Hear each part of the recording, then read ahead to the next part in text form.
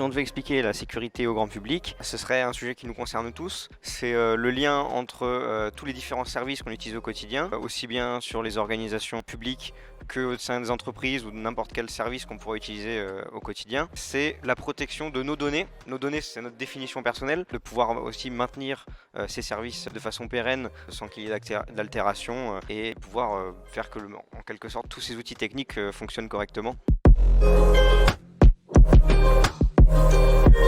Si on veut rentrer dans le milieu de la cybersécurité, donc pour se spécialiser durant ses études, l'essentiel c'est déjà d'avoir des bonnes connaissances et un tour d'horizon à peu près de toutes les technologies qui sont utilisées, puisque la cybersécurité c'est une des matières un peu spécifiques où on doit s'intéresser au moins un petit peu à tout. Puisque quand on travaille dans la cybersécurité, c'est pas nous qui choisissons nos technologies, c'est le milieu professionnel ou les attaquants.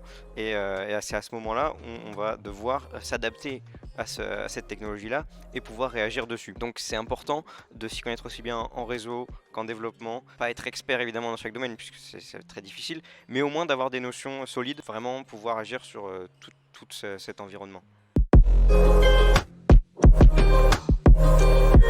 Les compétences et les qualités requises ou du moins recommandées pour le milieu de la sécurité, ça va être une capacité d'adaptation très forte. On ne va pas être amené tous les jours à travailler sur la même chose. Il faut pouvoir réagir assez promptement aux différents cas d'études qui nous sont amenés. Et il faut être aussi curieux et persévérant. Il arrive qu'on ait des points de blocage et il va falloir analyser en profondeur et des fois sur de longues périodes pour pouvoir avoir compris vraiment ce qui s'est passé et après pouvoir élaborer des stratégies à mettre en place pour pouvoir s'occuper de tout ça.